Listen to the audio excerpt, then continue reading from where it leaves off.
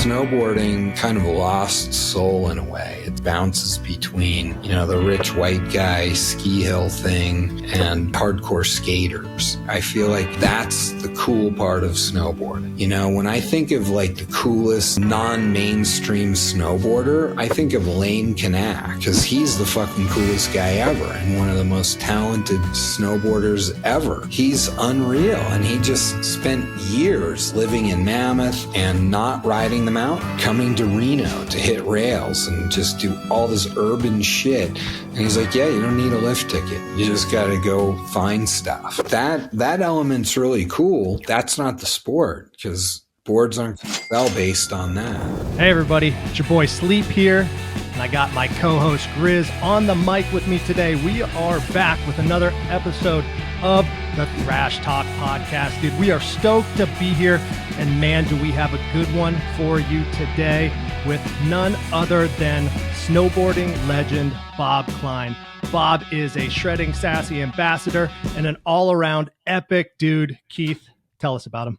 Yeah, man, I'm super stoked for this convo. It was so much fun. And Bob's just, he's a funny guy. He's got stories from all the way back in the day.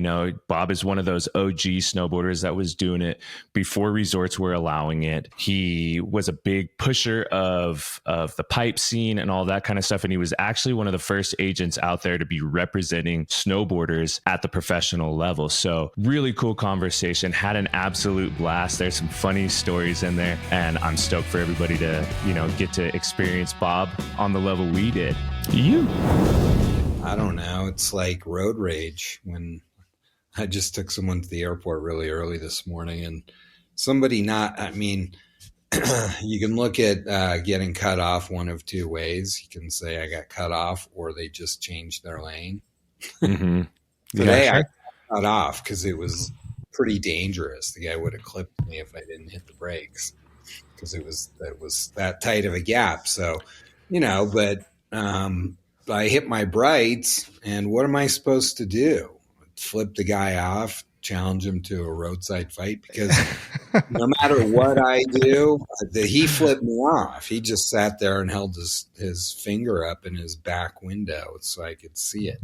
And, that's, some people get really pissed off at that stuff, and I just don't think any of it's really worth getting pissed off. So back to my reference to, or relation to snowboarding, I used to think it was really important to say things to maybe affect change, but it doesn't really matter because I'm not in charge and it's not my sport and I don't own it. So. Yeah. No, I agree. I've sat on a lot of committees in my day and been one of those people who advocated for the athletes for a long time. And I recently, this summer, actually, one of the biggest weights off my shoulders ever was stepping down from that position, because I just realized it was an uphill battle and I was getting absolutely nowhere. And I kind of was just tired of all the thought that goes into it and the stress, the management of that, and realizing like, hey, one, I'm doing this for free. Like, my time is valuable to me. It's like one of my most valuable assets. And two, like, what are we actually getting done here? It's generally you're sitting in meetings and it just kind of conversations just go in circles and then very few things ever actually get done. So I can relate wholeheartedly. Yeah. I don't know. Like I said, I think that's everywhere. It was the last company I worked for, the cooler company, was pretty much the same kind of shit. People say a bunch of stuff and they can't back it up. And I think that's something that's helped me personally, because I've never been that good of a snowboarder and I've never been, that great of a advocate for the sport other than going out and trying to get ski areas to let us up. But I just feel like nobody really gives a shit that much. They just do what they do. Let's kind of take over. And I used to feel like it was so important to be part of all those meetings. And, when I was the technical director in 1989, it was definitely a a lot of what it just made me think of that when you said sitting in a lot of meetings and getting nothing done, like sitting in 6-hour meetings with a bunch of Euros in a super hot room. And everybody's like, okay, next event, we'll do this. Let's communicate. Actually, in those days, there was no communication really between events. It was, I guess, phone calls that cost $3 or $4 a minute. Really quick communication, but just nothing ever got done. And then working with companies over in Europe, I'd go over there for meetings and everybody would talk about everything to do, and then they'd never do it. And I don't know, you just kind of get used to it after a while, and it feels like you have to stay involved, because what if you don't? So I can again relate to when you finally do step away, it's probably a big relief. Yeah. Did you feel like some sort of, I don't know, well, obviously relief, but almost like that FOMO, like fear of missing out at first when you kind of stepped away from those positions? Yeah, definitely. I mean, not necessarily like technical director stuff. That was a long time ago, and I was doing other things too, so it didn't really affect my path. It was just more like this political thing that I felt for the longest time was so important to hang on to. I could take all this credit for all kinds of stuff, and people do. If you just look at Burton or Sims or certain writers, they love to talk about what they've done, and I feel like I've contributed, and that's why it was hard to let go.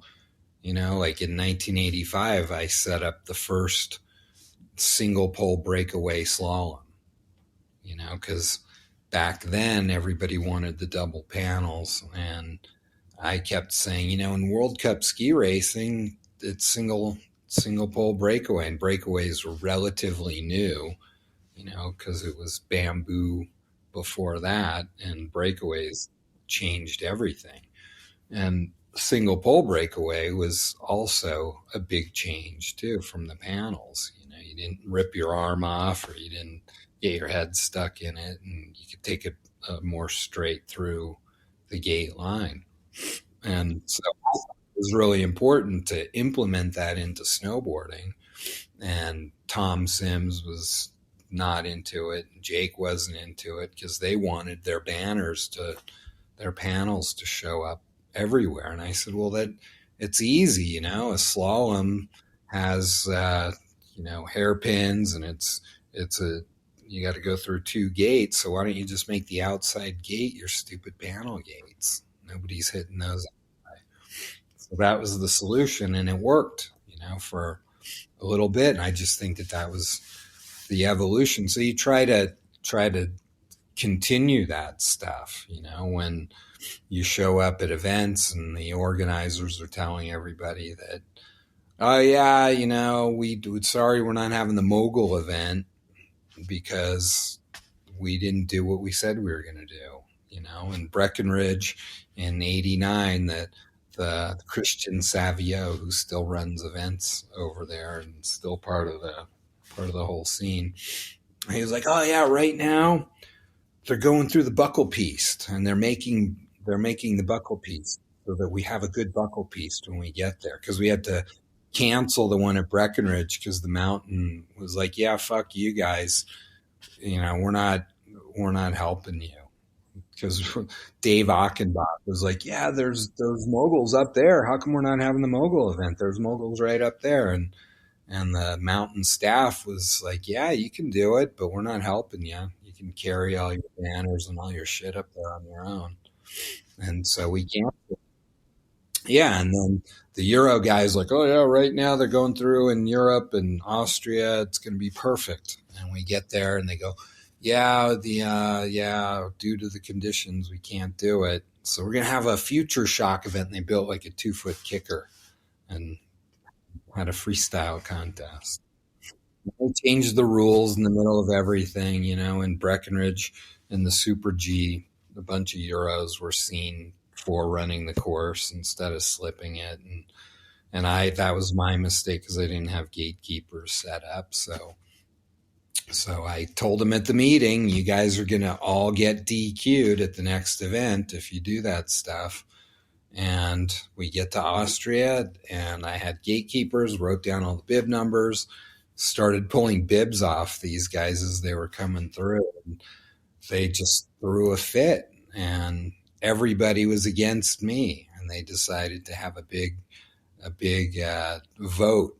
I'm like, the rules are clear. You can't do that. Oh, well, this one time we'll just make them pay a fine of whatever it was in Austrian shillings. It was like $50 a person. And I said, well, I'm going to go tell all my American friends to go take a free run because they'll pay $50 to get a free run in a World Cup course. And they're like, no, from now on they're DQ'd. So I just was like, this is bullshit. And then they said, let's have a vote. And they got these guys that were like groomers or something, just local mountain dudes. And it was me and 4 other guys. And I'm sitting there trying to tell them in English that this is a really important vote. We got to DQ these guys. We have to show the IOC that we're serious about the Olympics. We really want to have a good sport to present. And this is such a big vote. This is a turning point because we have to stick to the rule book. And they just all laughed at me and outvoted me. And so I was like, all right, great. So we're collecting all this cash from all these guys, and you guys are corrupt because you're taking the cash and I don't know what you're doing with it. And the rules are being broken. So how about now you give me some of the cash because shit's expensive here in Austria. So they gave me some money. Long story short, it's like that kind of shit can really frustrate you and it can turn you away from all of it. And I think that one of the biggest things that helped me out was separating having a snowboard on my feet and riding compared to being involved in all the politics. Sure. I mean, that's kind of why we all do it, right? Yeah, that's what everyone says, but it's a lot of bullshit. A lot of people I mean, I see it. I'm almost 60 years old, and I can't believe everywhere I go, nobody does anything that they say they're going to do. Yeah. They have an incredible bike path system here in Denver. And when I moved back here in 2017, I said, I'm going to commute to my work at least 3 days a week. I don't care what the weather is. And I got an e-bike and went 12 miles each way. And I swear, every fucking storm, I'm the only guy out there. I don't know what's up with people. I thought Colorado was hardcore winter athletes. And for sure, when I'm riding my bike and I think I'm a good athlete, hauling ass on my road bike, some guy flies by me and like I'm standing still. But in the winter time, people don't go out. If I go snowboarding, they're not on the mountain. Nobody ever hikes around in the backcountry like they say they do. I don't see it. I mean, in certain places, I'm sure it's all zooed out, but I try not to go to where the people are. And I just don't see it. I was in Tahoe with my dad all last winter, and we had incredible snow. And I was out on the bike path on my studded snow tire bike and hiking in waist deep shit just out around town, and nobody's out ever. Is your family still based in Tahoe City? Yeah. Oh, it's amazing, man. All those years up there, a staple. That's amazing. That's cool to hear. Yeah, we moved there in 1974, and my dad won't leave the house. My mom, they should have left probably 20 years ago, but my mom died in the house a couple of years ago, and my dad will soon, I'm sure. He'll be 92 in July. Yeah, it's a lot. That's heavy, man.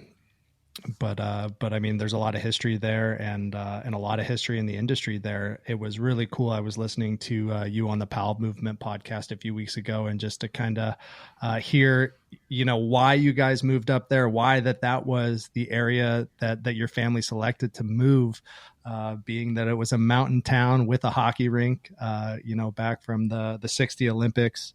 I mean, that's a story that I think a lot of kids wish that they had lived. It's a story that a lot of kids growing up. I'm from the Northwestern Pennsylvania. I would have died to move to a mountain town when I was growing up and not in one. So really cool. And in the Olympics, in 60, being at Squaw and that history there to kind of go there and really, kick off snowboarding up in Tahoe. That's pretty amazing.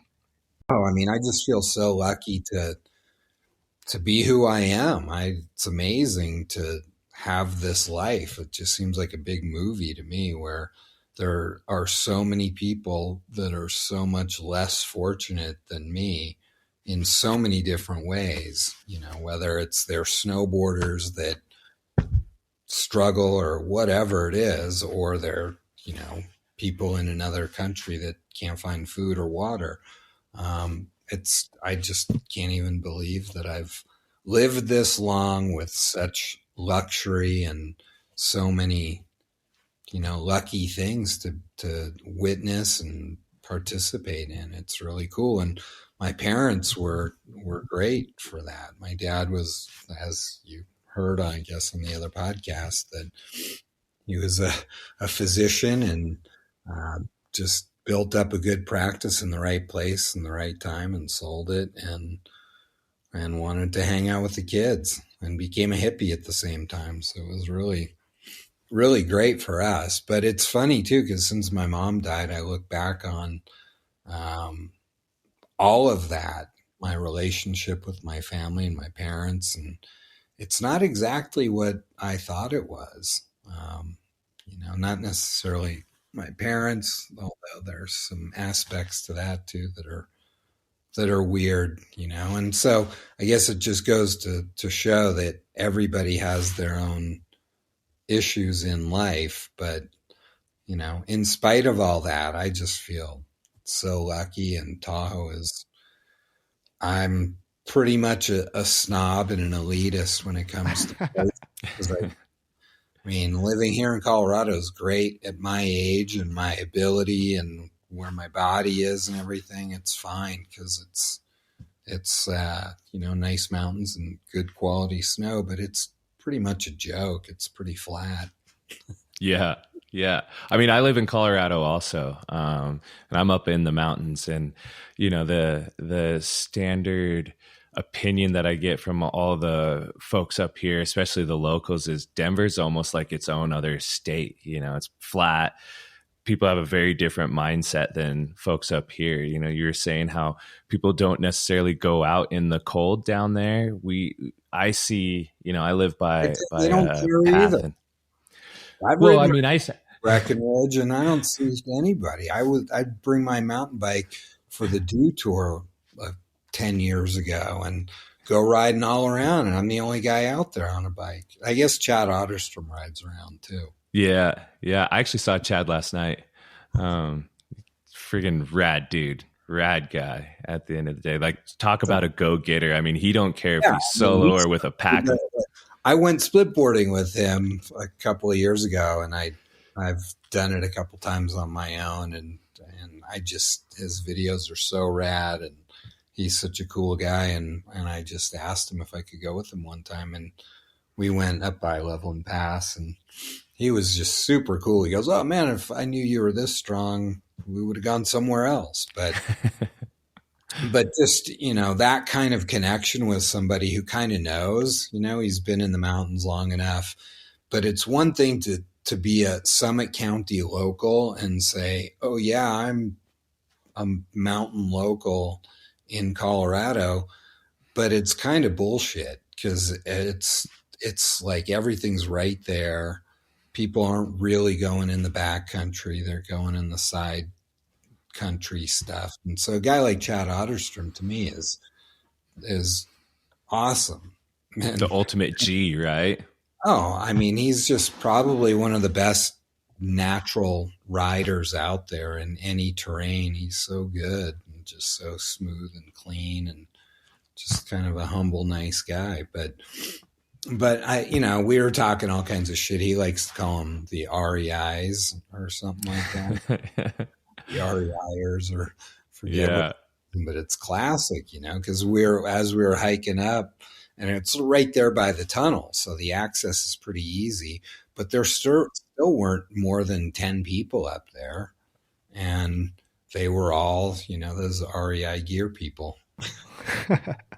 Out of all the mountain towns in Colorado, who do you think are the most like go-getters? Is it Winter Park? Is it, the Roaring Fork Valley? Is it down in Telluride? I mean, I'm an old guy, so I don't really know. I don't know. Back in the 80s and the 90s, I think it was just a free-for-all, and wherever the good snow was. And Summit County wasn't usually it, although a lot of people lived in Summit County just for the same reasons they do now. The easy access and close proximity to Denver, I think, makes it really attractive for people. Yeah, I try to stay away from Summit County, especially on the weekends. I'm over in the Roaring Fork area. My guess is if you go to Telluride or, Aspen's pretty cool. There's some good backcountry stuff there that I haven't been to, but I know Doran Laybourne and Chad now is, a local there, and he got Summit County. Yeah. But, I think every place has their scene, but I just think in general, like backing up to my earlier statement of talking shit about people in general, is that if you go to any of these mountain towns, there's always a little local scene. But how many people is it really in the big scheme of things when you want to put numbers up and say, well, this is the industry and this is the sales of the industry. And then you see 10 people up there hiking and you're like, what the hell's going on? It's who are these people? So my theory is that the way it's evolved, and part of that is ESPN and NBC's fault and Pete Foley's fault and FIS and all kinds of, personal opinions about all that stuff. But the reality is a fan base was never built, and maybe there never could be because it's not that interesting of a sport for a fan base to be built. But I kind of thought it could be something promoted like NASCAR in a way, where your drivers are king and they're so important. And especially like Border Cross has that aspect that you could have. I tried to tell Nate Holland when he was my client, and Westcott too, that we should be pitching like, fuck it, snowboarders hate you guys anyway.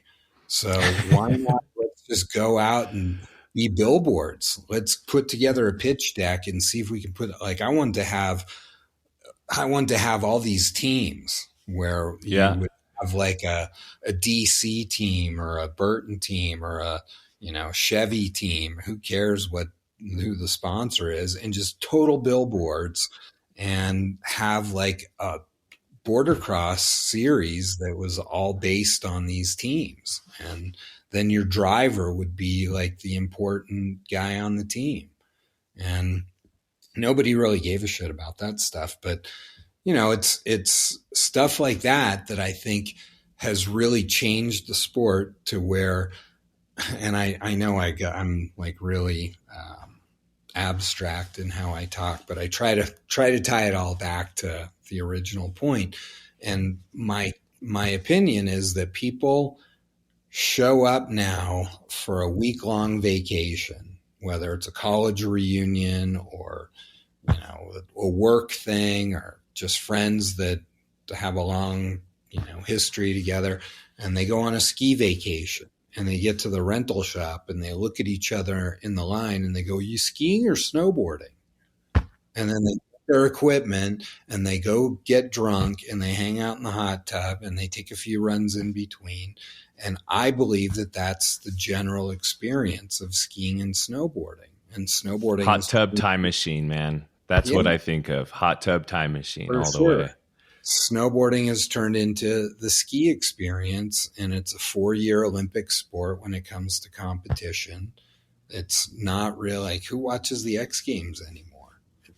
I watched some of it last year, but it's pretty obvious that nobody's paying any attention to it, especially mainstream America. Nobody cares about that shit other than every 4 years. And I think it, back to your question of what scene is the most hardcore, it just made me think of when I was in Park City a couple of years ago, and I told what I just told you to my friend David Alden, who I don't know if you know his name, but he has a long history in the sport, and he got so aggressive with me. It was hilarious. He was so pissed off. He's like, "You're so fucking wrong. You're so wrong. Now, every mountain has a scene. This Park City has a scene." I'm just like, yeah, 50 guys. Like, Yeah. who gives a shit? Nobody cares. And once summer comes around, those guys are missing. Who knows where they end up, right? Yeah, they're gone. Next mountain. That's the funny thing about Colorado. It's filled with people from the Midwest and from the East Coast, and the smart ones keep going west. End up in Utah or Tahoe or the Northwest. Yeah, I'm originally from Utah, and I was a season pass holder my whole life, skiing and snowboarding, but there was a good portion, 4 or 5 years where I had passes primarily just to access certain peaks so that I could go off and do my own thing, and kind of get away from all of the nonsense, the crowds, the lifts, the lift lines. The Timpanogos mountain range is so cool. Like, I spent a lot of time up there on my own, just kind of touring through the backcountry. And, this was like relatively pre-split board. So it was snowshoes and boot packing, and you were really earning those. If you were lucky, you got like 25 turns in a day, and they were sick and they were epic. But a lot of the times it was boot packing to get like 10 turns, but it was like some of the best turns of the week kind of deal. Yeah, so I have a massive appreciation for those folks. Late 70s and early 80s snowboarding. Yeah. And that's what I wanted to ask. Keith, continue, Keith. Please. I wanted to flip. Okay, Bob, I wanted to flip that on you and looking at Tahoe in the late 70s, 80s, when you were kicking it off, we've heard the half pipe story, but before snowboarding opened at the mountains, what were you guys doing? How often were you hiking? How often were you in the backcountry, or was it more the city, the cityscape? Well, I mean, the backcountry is about 150 yards from town, in all directions except the lake. And so it was, like I said earlier, it was just about finding good snow. And I just remember in the late 70s, early 80s, it was about winter sticks. We all rode winter sticks, and certain friends like Alan Arnbrister was pretty much the high energy motivator that would go anywhere.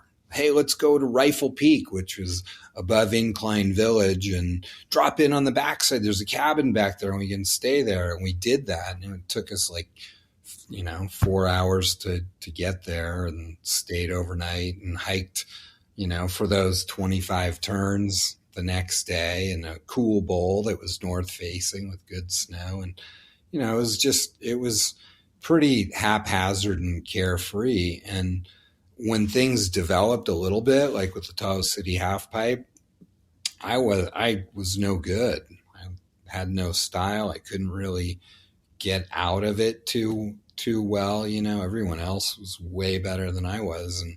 And I just felt like it was a waste of my time. Plus Arnbrister was really militant about keeping it in shape.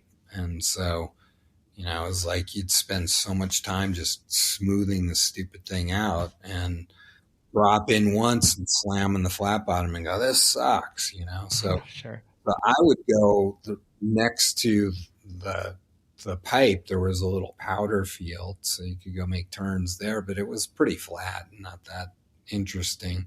So I just started going up to Mount Rose by myself and hiking around that whole area, which Armbruster was into also. Before we really did the pipe stuff, we were hiking around Mount Rose because that was always good snow. And I don't know why. I guess there was shuttle runs in Incline Village, the Apollo shuttle runs, and we would do those. And interestingly enough, in probably 1982 or something, we saw Steve Cathy, who was a pro skater for GNS back in the 70s, and he and his A-team buddies were doing the same shuttle runs. And so I've known that guy forever, and it's really cool when you think back to those connections. That's the cool stuff for sure. But I don't know. I was just telling my girlfriend that maybe that's part of my opening statement to you guys is I'm trying not to be so like blunt about stuff, because really life is so great and there's so many great aspects to it. And to just talk shit about a bunch of stuff that didn't go the way you wanted it to is it's better to me to move forward. And I guess that point is that to reminisce too much is like, I don't know, it's sad in a way, because I'd like to do a podcast and just tell a bunch of stories, because podcasts these days are interviews, and that's fine. But I'd like to just, all these people always go, man, you got the funniest stories. You've been to all these places and done all these things. And so I think, oh, that would be fun to just tell stories. But then I think nobody cares. And so what's the point? That's like just a self-serving ego boost type of thing. And it's not important. So why do it? And then I get into the part where, if I tell a story, certain people are going to get all uptight about it. And they're stupid for getting uptight about it, because who gives a shit what happened 30 years ago? Dude, you had such a good relationship with Palmer for so long, right? Okay, interview question. What's the funniest story you got about Palmer that you can share? Oh, well, I could share all of them according to, I haven't talked to him in a long time, and he doesn't want to engage these days for some reason, but he did say thanks when I sent him a birthday text this year. But so, it's funny because he said when he was reading, Axl Rose's book or something like that, he was saying how his book was going to be just so much more open, and he's going to tell all these stories. And we made the documentary, and it's not quite as open as I would have liked it. I think it could have been a really cool psych analysis on this incredibly talented athlete. But he was, your own ego surfaces, and he really wanted to protect himself, I think, when it came down to it with the final edit stuff. So anyway, funniest story with Palmer.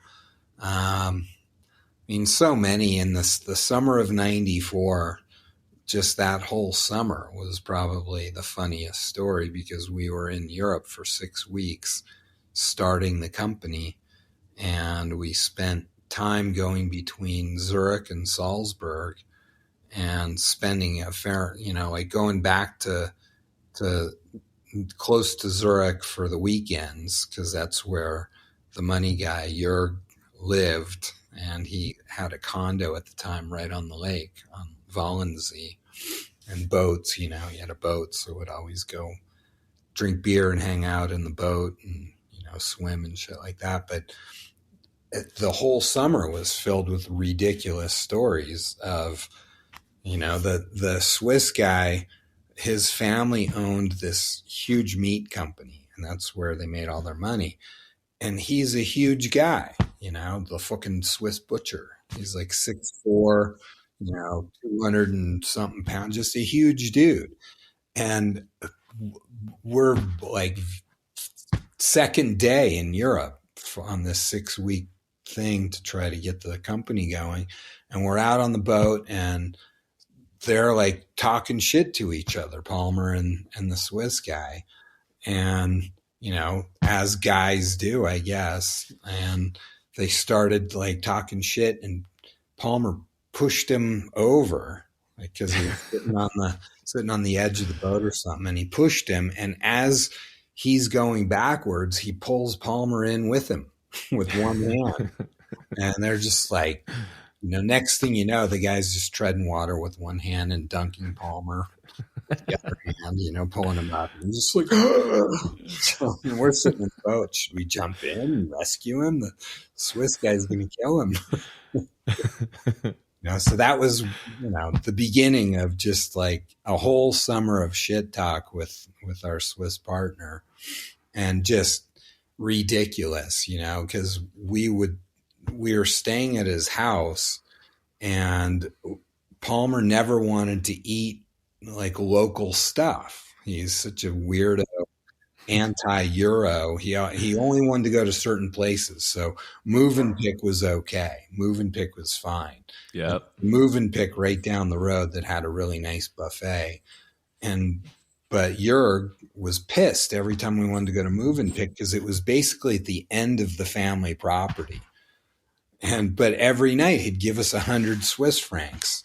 Here, go get dinner. And, you know, so the food stuff was always funny. And just, I don't know, sitting in the car with Maddie Goodman and Palmer and the art designer guy, the four of us spent a lot of time driving around, and Palmer and Maddie were just like, they loved to do what they call darting each other's sunglasses. So just stick his finger in his ass and put a little bit of shit on the guy's what? Stupid stuff like that, or buy stuff that as a more sensitive, in touch with my femininity type of man, I just look at it and go, man, snowboarding, it's pretty bad with all the male, volatile male ego shit that's going on constantly. And just being part of that whole scene, being in a band with Palmer was ridiculous. One time we played in a bowling alley for the ASR trade show in San Diego, and he goes in the women's bathroom because he and Holmes would get totally fucked up before all the events or all the shows, and I got in this big fight with this heavy dude. You know, I think that was probably part of that Powell podcast too. But just ridiculous. Palmer didn't care about who was in front of him. I think some of the funnier stories for me was just working with him.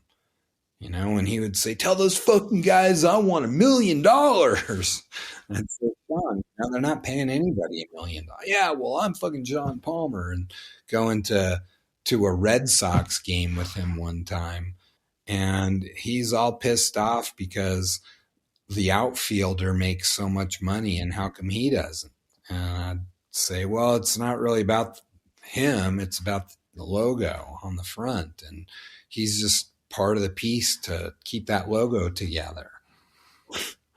Yeah, he seemed like a wild animal. I've never actually met him, but I've seen a lot about him. You know, growing up in the 90s and getting into snowboarding in the early 2000s, it was like, dude, Shaun Palmer.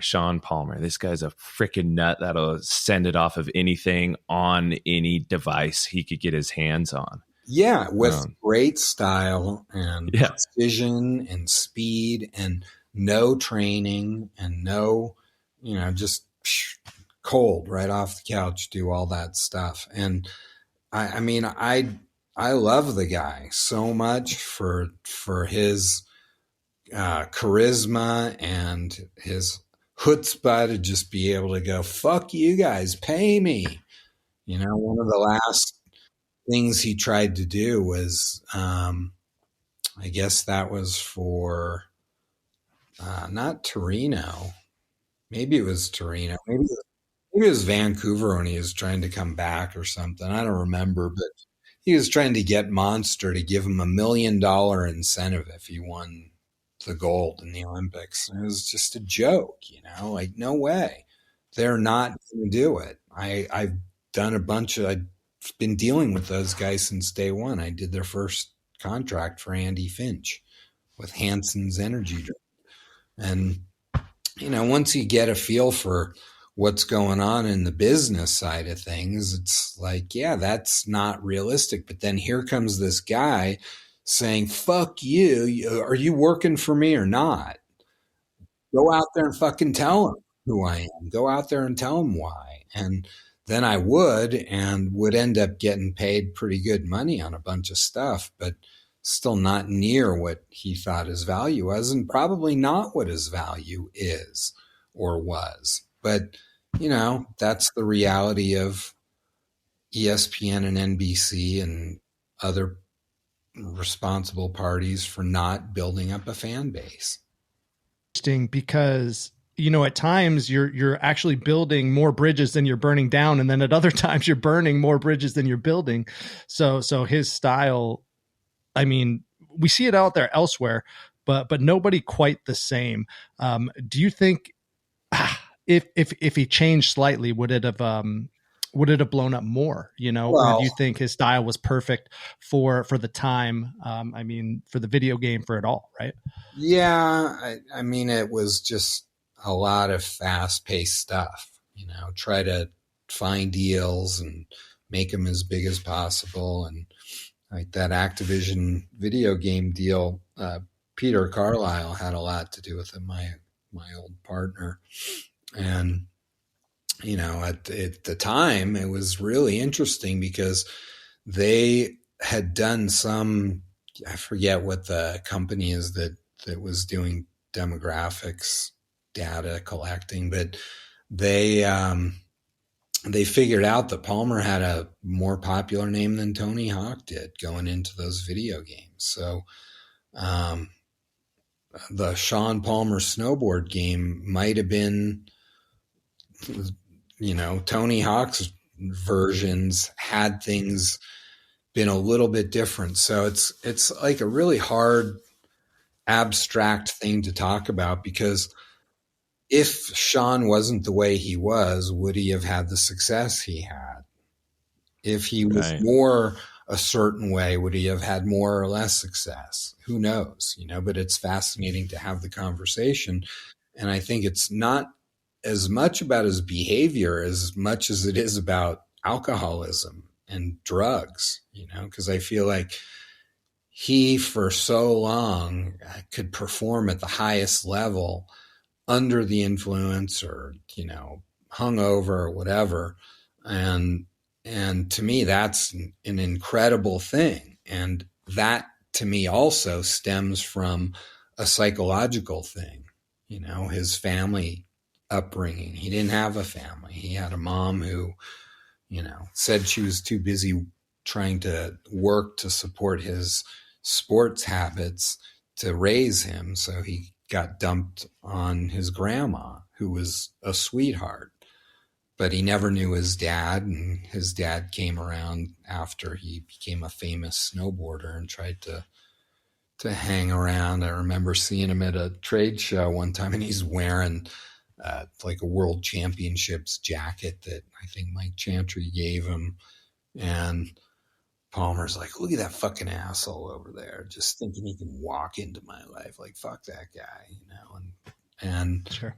So, there's all these things, and I tried to talk to Shaun about that stuff because I came from such a different family background, and I felt like I, had the answers for him, and he never really wanted to talk about that stuff too deeply because he just, he seemed to have it all figured out in his own mind. And so, I think if he would have done like the green screen shit or whatever the stuff was where they put on a suit and put all these dots on him for the video game, and he went down there and spent a month doing it, maybe it would have been different.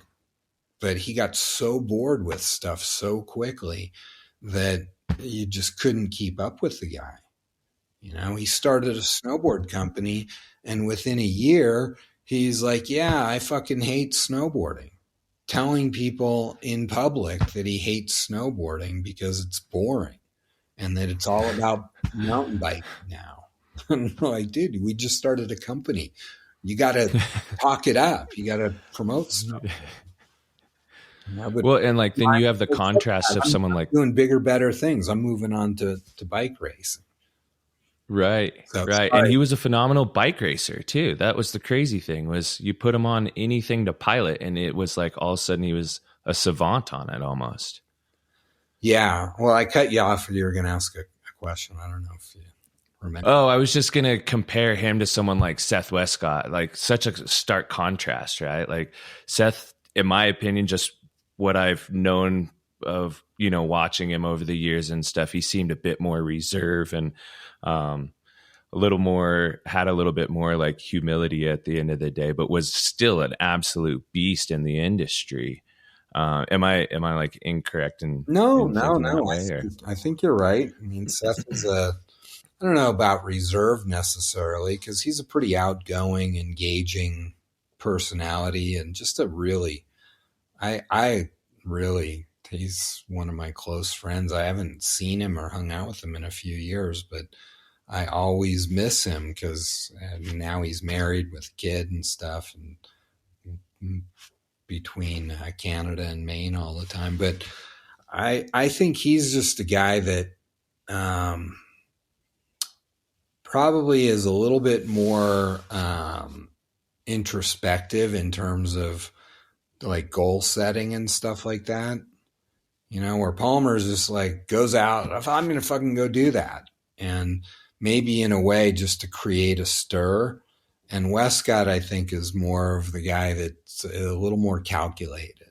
Just, you know, he knows he has talent, but he's just like sets a goal and finds a way to achieve it. And probably the 2010 Olympics is my favorite because the U.S. team had set up a house in Park City for the border cross team to train and live in for a month or two.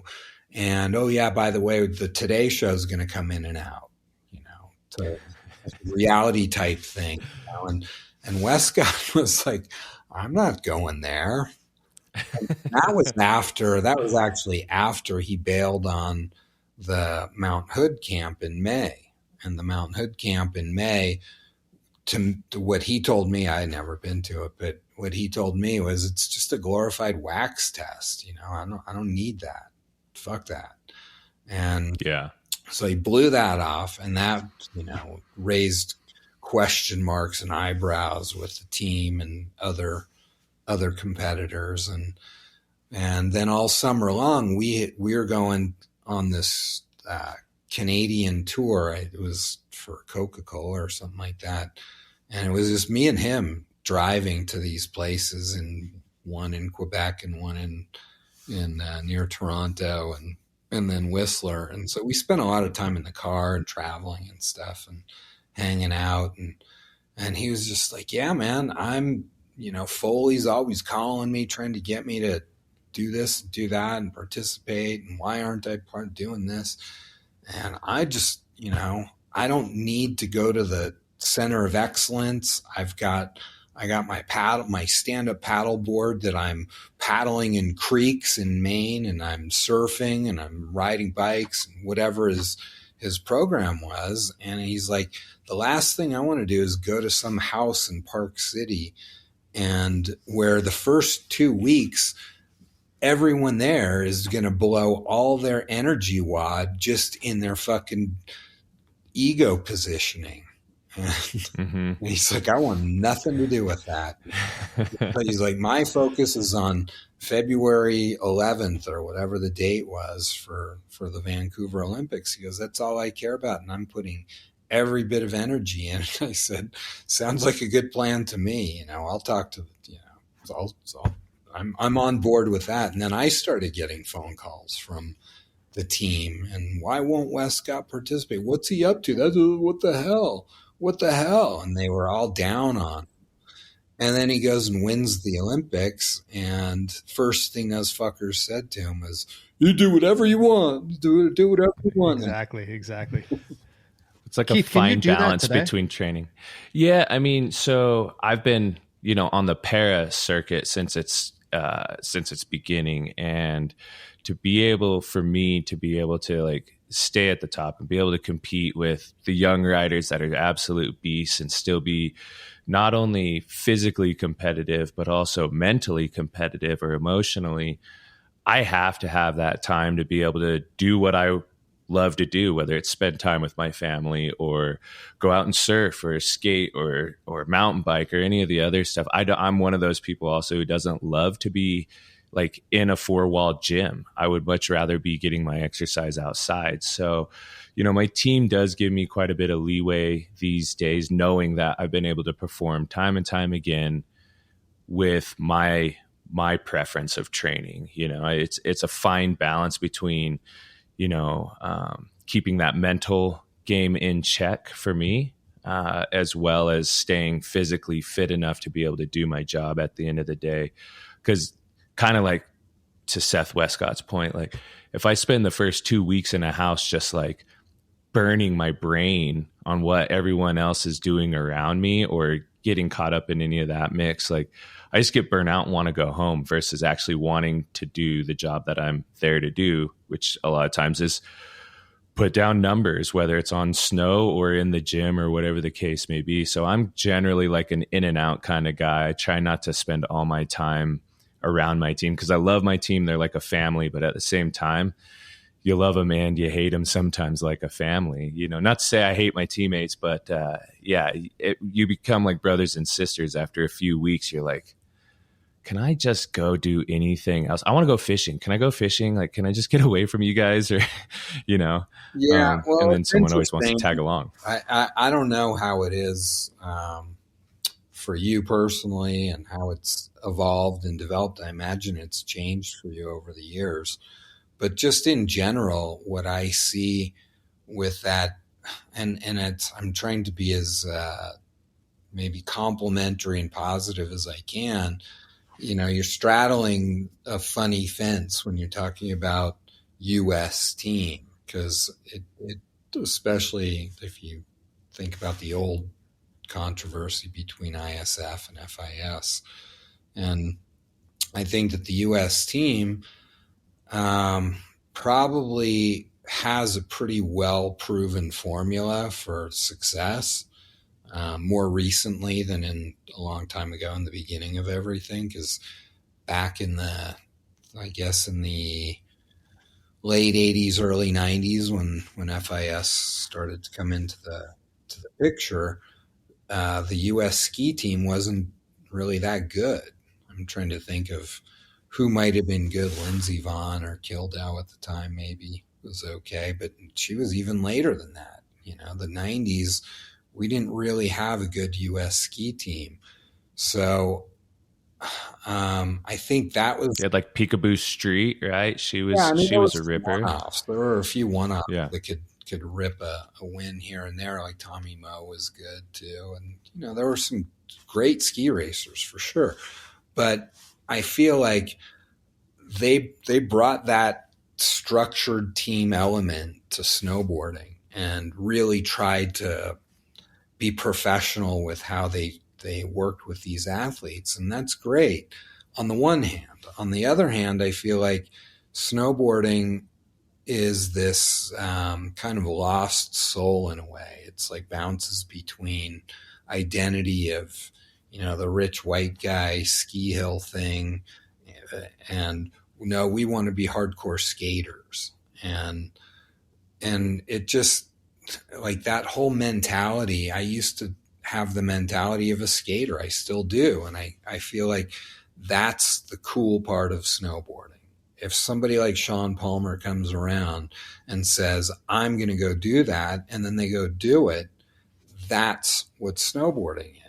And I feel like that's kind of been dulled a bit. And my direct experience with the team is I had some of the younger in my later years, like 6, 7, 8 years ago, I had some younger up and comer kids that were on the development teams, and some of those staffers would tell me, or the coaches would say, oh yeah, they can't do whatever that trick is until they do this trick and this trick and this trick. We have a building block system. And I'm like, what are you talking about? If that kid wants to hit that kicker and do whatever the fuck he wants, what's the problem? Oh, well, Right. It's like this. And I get it, I guess, from a professional sports aspect. You think about confidence building and how does an athlete develop, and what if they get hurt, all these different things that come into play, which are pretty real and genuine and appreciated, I guess. But that's not what the rebel skate side of snowboarding is. And the industry tries so desperately to hang on to that stuff. And it's kind of laughable, back to my shit talking stuff. It's just kind of laughable that it's really a rich white guy sport. That's what it is. And to pretend like it's anything else is kind of stupid, but it has that undertone. And maybe because we weren't accepted at ski areas and the equipment was shitty and had to develop over time, and ski companies didn't start making product until the product had already been developed in that ski construction direction. So, it's so easy to see why that element still exists, but it's so stupid. It's like, it's a vacationer sport. It's an Olympic sport. It's not hardcore, gnarly. When I think of like the coolest non-mainstream snowboarder, I think of Lane Kanak, because he's the fucking coolest guy ever and one of the most talented snowboarders ever. And most people, I don't know if you guys even know who he is, but he's unreal. And he just spent years living in Mammoth and not riding the mountain, coming to Reno to hit rails and just do all this urban shit. And he's like, yeah, you don't need a lift ticket. You just got to go find stuff.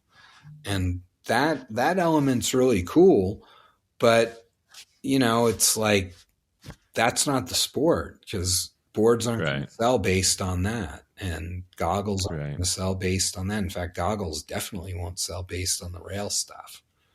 So, it's easy to see why that element has to stay in it, and it's cool to hang on to it. But if we're going to have it, let's get real. Let's push it then. Then you need pole. Yeah. Then you need to have alcoholics and pot smokers and people doing LSD and shit, because that's what it is. That's snowboarding's background and grassroots. It's all punk rock. The video on mushrooms in the 80s for a big snowboard company, and I can't talk about it because one of the guys on the trip will fucking flip out because he doesn't want people to know that he did mushrooms or something. Which I don't get, I don't fucking get it. I did coke, I did LSD, I did mushrooms, I smoke weed. I'm almost 60. What the fuck are you guys going to do about it? Right. Yeah, what is there to lose? Like, that's part of all of what makes us who we are. And so, I don't know, I'm going off on a total rant about, where I guess snowboarding has landed in today's world. And it's just kind of funny. You get these people like Todd Richards are so, emotional about how they call tricks or judge tricks at the Olympics. And it's like, that's his job. So he has to, and he's great at it. I love the way he presents it, but I just think the whole thing is just so phony. It's all so made up. And just, every kid at the top, going to the Olympics, I bet it's way different in the para world because you guys don't have the same sponsor revenue and things like that. But it's like every kid is from a rich family, every one of them. Look at the last, how many Olympics and all those those U.S. team kids are all from wealthy families, and nothing against them. That's great that they facilitated stuff for their kids, but that contributes to making the sport unattainable and continuing the rich white guy image. Yeah, I mean, we definitely have, at least on our team, we have or have had in the past, those athletes that come in that are, mom and dad are their full on sponsor and have kind of given them every opportunity, where like folks like me, I mean, I was just a dirtbag snowboarder when I was discovered, if you will. And, I was that guy with a mohawk that was drinking Mountain Dew all day, every day, eating Airheads, pretty drunk most of the time, party animal. I mean, I looked up to Shaun Palmer at times. So if that tells you anything about my early days, and had to, grind for every last penny to kind of make it to where I am today, versus those kids that, kind of are, I don't want to say handed everything, because you still have to earn podiums and stuff like that and work hard, but definitely two different mindsets and definitely two different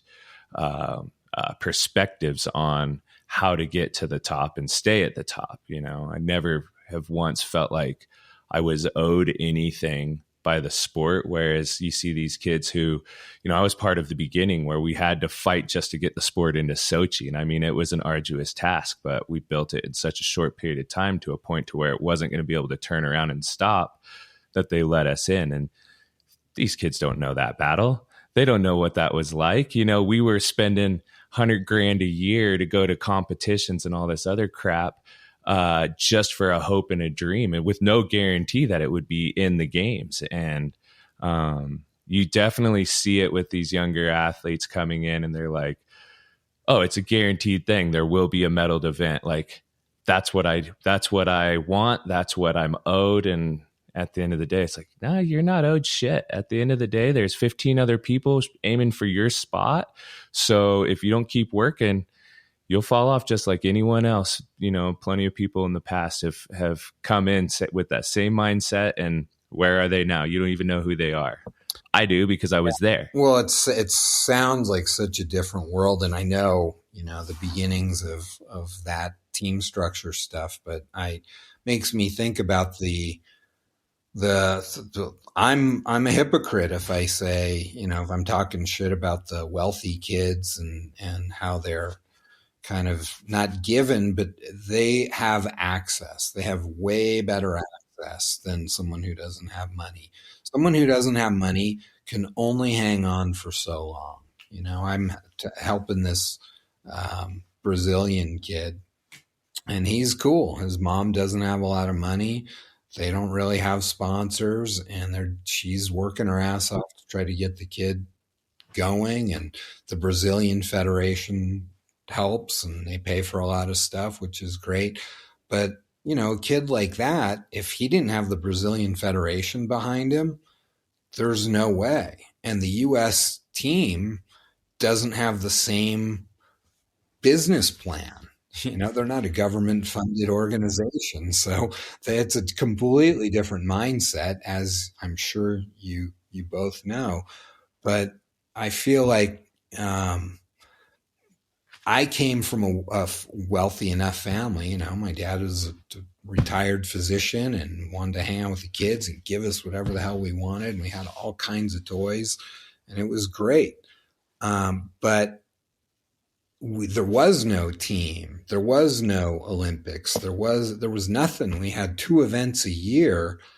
When I got into it, it was not even 2 events. We didn't have any. It was the Nationals in Vermont. Seemed like such an exotic place to go. And I went to Ski Cooper for the first King of the Hill, King of the Mountain contest in 1981, and that was super exotic. And then in 83, we had the first Worlds. And so my point is that there wasn't really this whole system in place and a path to success. It was like, hey, mom and dad, I want to do this fun thing over here because I think it's the best, coolest, funnest thing in the world. And will you guys help me out? And they were just so cool. They facilitated all kinds of shit. And they didn't have any stake in it. It seems like the parents today have a huge stake in it because they get the glory of being on camera when their kid is on the podium or just competing. I guess that's what they're going for. I don't know. So, Bob, I do have a question for you. Do you believe it was inevitable that we were always going to get here to this space with the growth of snowboarding? Yeah, because you look at soccer versus hockey. I'm going to say soccer versus hockey, where soccer is a global sport. It's the most, popular sport in the world because all you need is a tape ball. All you need is a round leather ball, right? Where hockey is thousands and thousands of dollars for ice time, for all the gear. As you grow, you need more gear.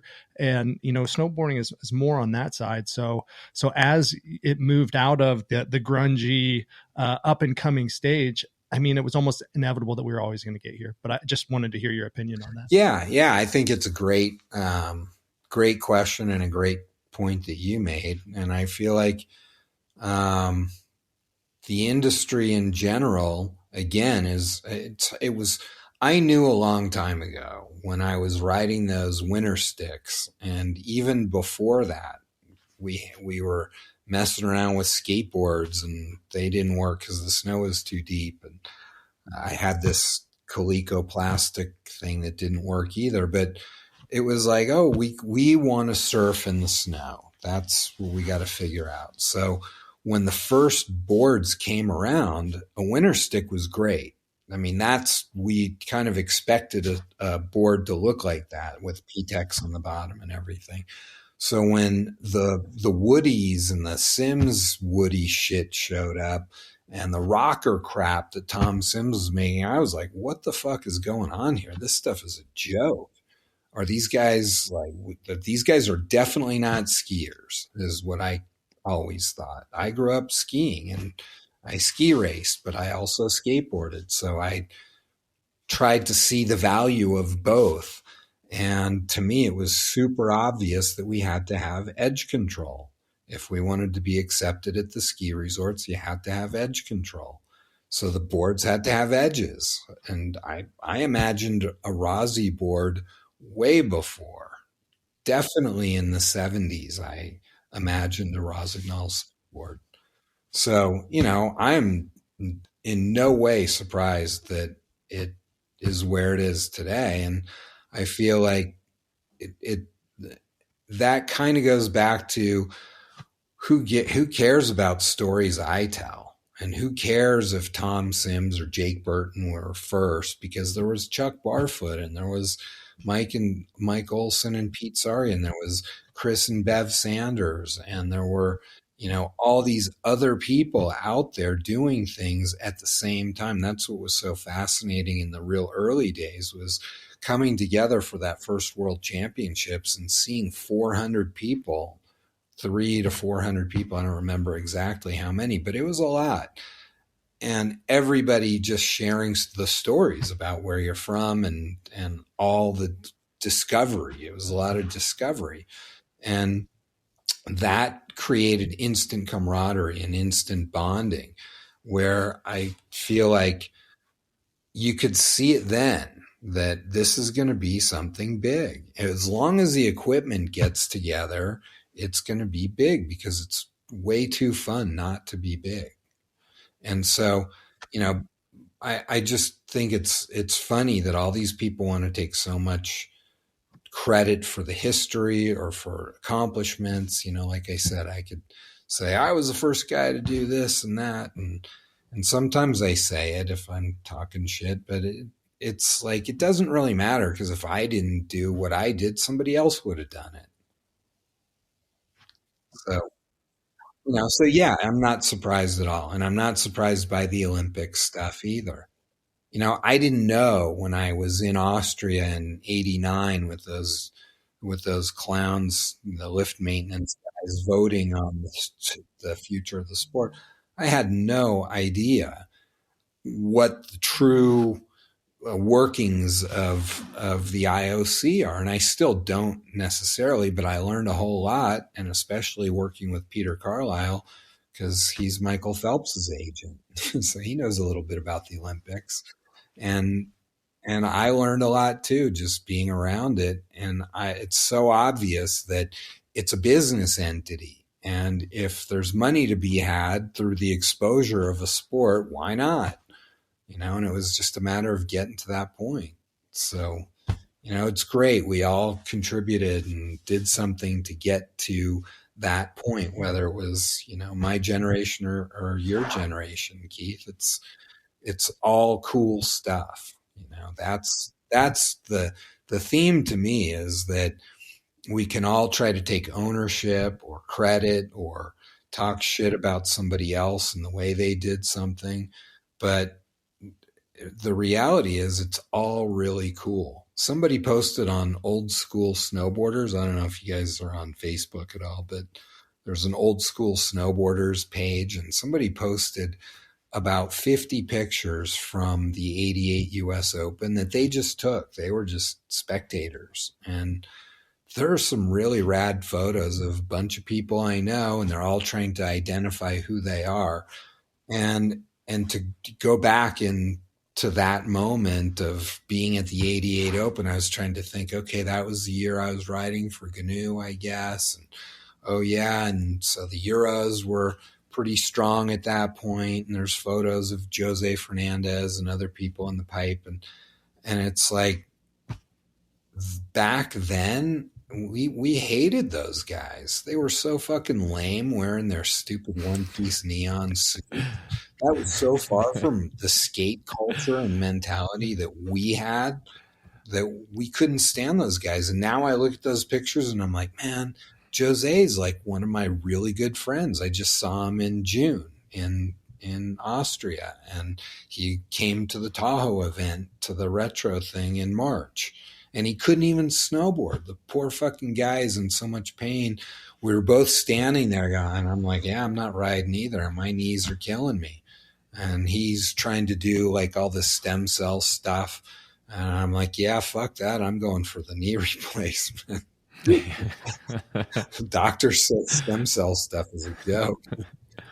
So, but the guy made the trip all the way from Europe just to hang out for a weekend. And he's so cool. And here I am thinking, I hated that guy when he first came onto the scene because he was nothing but a big threat to me.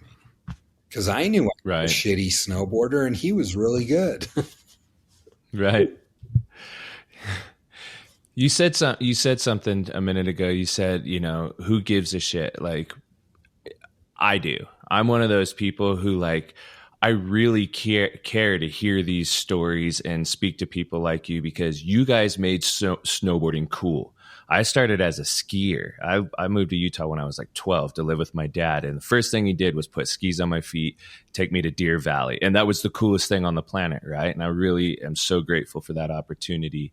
But I also never really fit in with the ski crowd. I was kind of against the grain my whole life. Grew up the exact opposite of having, say, a father as a physician and stuff. I was really humble beginnings when I lived with my mom, but I fit in much better with those snowboarders. So those early Warren Miller videos, like early little bits and blips you could get in magazines of these snowboard competitions that were happening, that's what fueled my fire, and that's what, like, I wanted to snowboard from day one. And my dad's like, no, you're a skier. Anything you want under the sun, I'll pay for. If it's skiing related, you want to snowboard, you're paying for that shit yourself. Yeah. So you only get a pass at Alta or Deer Valley, right?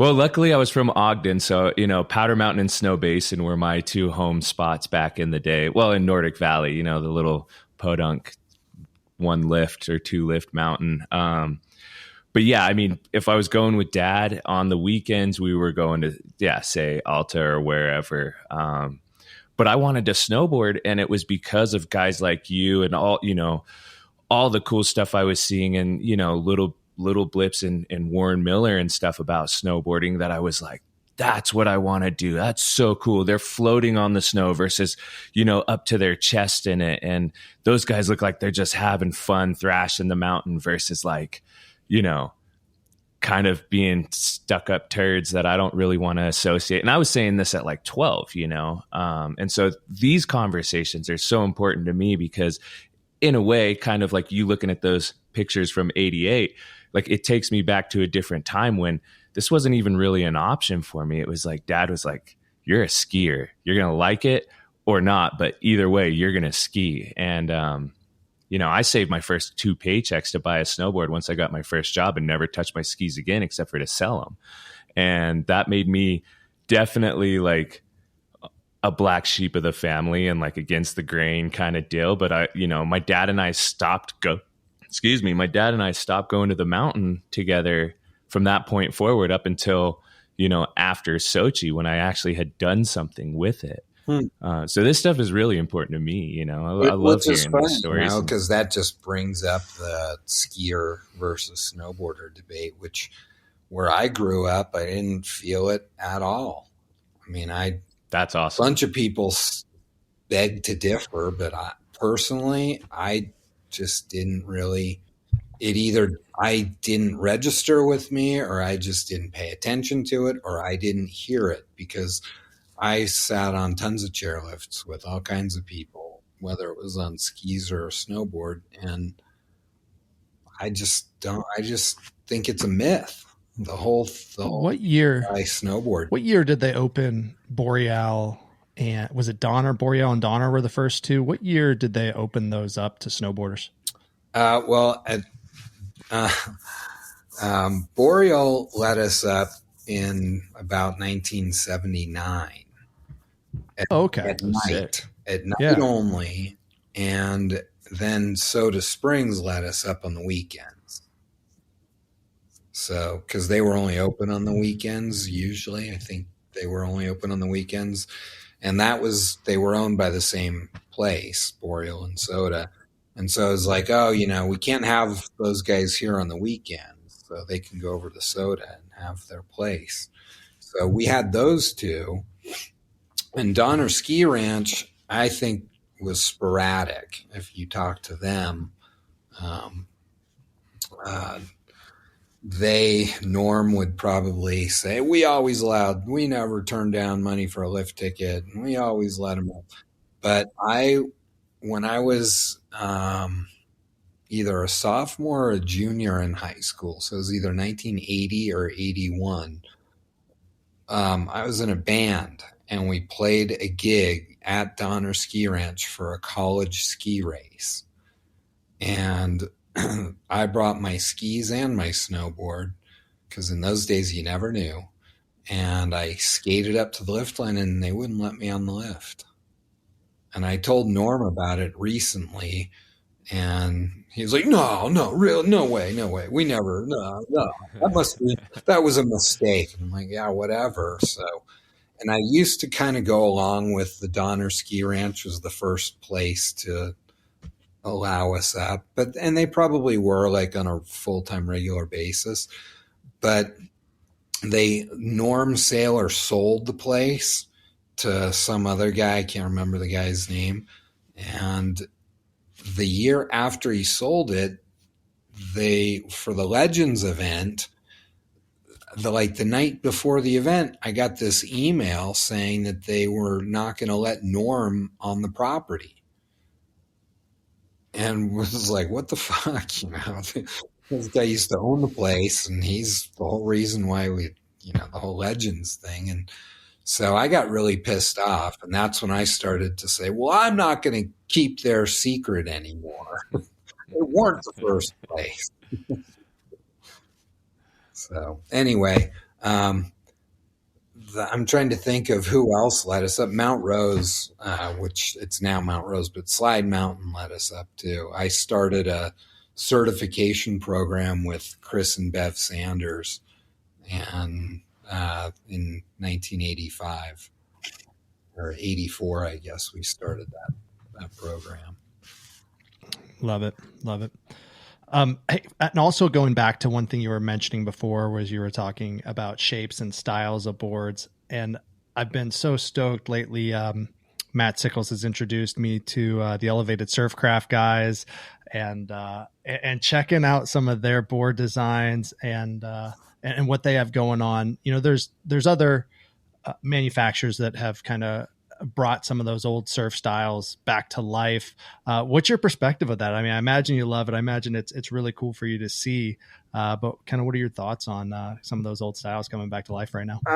Well, it's interesting, I guess. I was just talking with a friend the other day about how ignorant I was about just about change in board shape and design. And I remember telling him about a conversation I had with JG, John Gurnt, who designed all Burton stuff for years and years. And when they started making, I guess, the supermodel and other taper tail boards and setback stance, I had a conversation with him and I said, yeah, I just like the longer the better. I got to ride at least a 165, and 175 is probably better for steep shit like chutes and stuff like that. And he just laughed at me. He goes, oh, you don't know anything about design. Like now you can just have these tapered boards. And I was like, what are you talking about? Tapered? No, narrower in the tail and setback stance. And you don't have to put all your weight on your back leg. And he sent me a board, or Dave Driscoll, I think, sent me a bunch of stuff, but sent me a supermodel, and I still ride that board now. It's like 12 or 13 years old, and I love that shape. It's incredible. But, I don't know if it's really the old shapes coming back as much as it is just people making surf looking shapes, and I'm not really sure what the technology is anymore, because I'm riding a really old board now, and nobody's given me a free board in a while, so I just ride what people give me. And yeah, I've got a Nitro tree hugger. I don't know if you've heard of the tree hugger. It's part of their Quiver line. I got it probably maybe 4 years ago or something like that. And it's like a 149, but it's a POW board. Big old fat nose, ton of taper, swallowtail. And when I was buying it, I was buying it here at Radio Board Shop in Aspen. And my buddy was like, yeah, shorter on this board for sure. And I'm like, dude, I'm like, 175, 180. Are you sure? Like, that sounds really short. And he's like, just try it. And I was blown away. I mean, the nose is massive on it, but then the tail is super narrow. And I couldn't believe how well it floated on POW.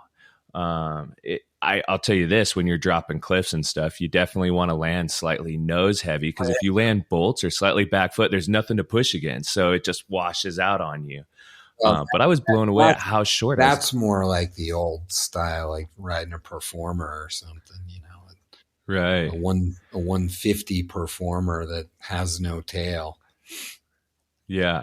Yeah. I mean, I probably only have like this much of a tail on that board, and it's not much. There's nothing there. What cracks me up in this, again, I guess you really appreciate me being blunt, but I think it's kind of funny that type of shape, so it's all in context of you asking the question, Sleep, about shapes coming back, but it really is pretty laughable to go to ski areas and, it can be an inch of new snow and all these guys are out there on their surfboards, and I'm going, okay, cool.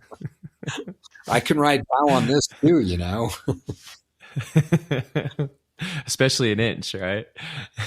Yeah. And I haven't really ridden enough of those boards. I was in Evo the other day looking at, I'm trying to think if it was that same model, but I don't think it was, because it was looking at a Nitro, and it was probably their Quiver series, but I don't remember the model. And it looked like it was probably like a 156 that had a nice taper tail shape and setback stance. And that's really all I look at. I'm not really attracted to a swallowtail board. I'm not really sure what the big deal is with having a swallowtail. I messed around with all kinds of stuff back when I had my winter stick, which is a real taper tail board. And we would put aluminum fins on them. We would mount fins on our winter sticks, take that skeg off. And I remember thinking I had the best setup of all time because I put together the tri-fin, because that was really popular in surfing. And I didn't know shit about surfing, but I just thought, yeah, I mean, that's like the powder will hit the two outside fins and then hit the middle fin, and it's so perfect. It's so stupid because none of that stuff makes any difference, I don't think. Really? Maybe a little extra drag or something? Yeah, slows you down. It's kind of like the serrated edges on boards. What's with that? Right. Oh, yeah. Running with that for so long, and they're so successful with it. But I have not seen a turn ice to powder ad in a long time. And I love those guys at Mervyn, but I just can't get behind the serrated edges. It does nothing but slows you down, right? Right. Well, when you're messing with like a full rocker board, I think it just gives you some contact points, right? Because otherwise you're riding on this much of an edge. I don't know. I mean, that's another thing I just have no understanding of. My favorite board was the Burton Malolo. And I'm trying to think of when they changed the profile to all the early rise stuff, and then the stupid seagull mixed camber crap. I hate all that stuff. I'm a skier and I want to have good edge hold. I just realized the skis I bought 5 years ago, I was looking at the dimensions and I'm like, oh my God, they have 10% early rise tip and camber everywhere. I got to get rid of them. I got to buy new skis now. You raced downhill, right? The skis? No, snowboard. Excuse me. Sorry. I'd raced whatever they had. So downhill, like that went away at some point. Well, there never was downhill.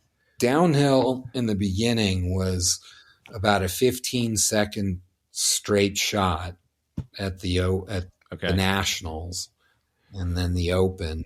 And then they started to put a couple gates in, I guess, on Suntanner at Stratton, but it wasn't until I think probably the 90s when maybe they had some Super Gs in World Cups, but there was never downhill.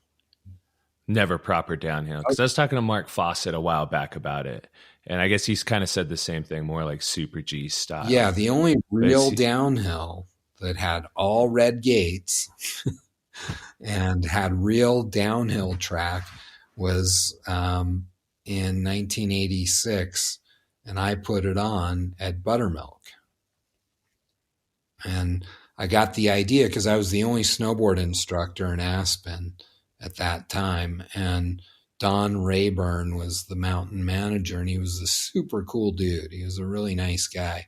And he was talking up the town downhill. Yeah, we're having the town downhill in 2 weeks or whatever. And then there was another guy, probably the race department guy. I can't remember his name, but he was also a really nice guy. And they thought I was okay, I guess, because I was the snowboard instructor. And one day I said, hey, if we did it like the week before the World Championships or the week after, I can't remember what we did, we could get all these people from Europe and we could get all the best snowboarders to come here and let's do a downhill. And they were like, sure, you can do it. No problem. So I set up a downhill. We had like 2 or 3 training days and then had the race day. And it coincided with Jake was developing the Express board, which was actually probably the first real tapered tail Burton, but it was such a straight side cut. It was kind of a joke board. But the prototypes, he gave us all these prototypes, and they had this honeycomb core. And me and Andy Coughlin and Mark Heingartner and Chris Carroll, I broke mine immediately, crashing at about 50 miles an hour. And So I ended up racing on my cruiser, and I don't know. I guess just the evolution of the board shapes has been a lot slower and a lot funnier than I think. Like I said, I kind of make fun of people when I see them out there on a not powder day on their powder boards. Like, what's the point? It's just for show, isn't it? It's just a stat. Well, you can't ride switch on most of them. Yeah, I mean, we that was again what was kind of cool about the early stuff was nobody knew what you could and couldn't do. And so we rode fakie on all those boards. You just had to lift up your back foot, which was now your front foot. Yeah. Yeah. I think of those swallowtails. Like I go out on them once in a while. I don't actually ride those nitros very much just because I've got some other boards that I prefer, kind of complement my riding style a little bit better in the side country and POW and stuff. But when I do go out on like a swallowtail, I am so deathly scared of catching that tail if I'm trying to ride switch at all that I kind of avoid putting that thing forward at any and all costs. You know, I'd rather take the tomahawk than pop up switch if I had to butt check somewhere. 'Cause dude, this much and it's squared off and it's flat. And I'm just like, oh God, I'm going to die if that thing ends up going downhill first. I mean, I've seen videos of guys doing it, but I'm like, I don't think I'm that good of a snowboarder. Or 25 years ago, you would have just done it. Yeah. Yeah. You just would have gone for it and it would have been fine because your ability is just fine for it. Right. I don't know. I just don't think that the board, I still go after it's the pilot, not the plane thing all the time. Sure. So I kind of want to pull us to the present right now and today. And I know that Matt has told me a lot about what's going on with the World Rookie Tour. I see you got the t-shirt on right now. Tell us about it. What's the plan? What's the mindset? What's going on with World Rookie? Oh, well, it's my friends, Miney and Marco, who own the tour, and they're just, cool Euro dudes that have been in the scene for a long time. And they started it in 2006, I think it was. So it's been going on for a really long time. They started with just snowboarding, and it was a huge decision for them to add the ski element. And I remember having big discussions with them when they did. But it's probably, I don't know, 6-7 years at least since they started skiing. And then they started skateboarding a few years ago, like 4 years ago or so. And I fell in love with it from the beginning.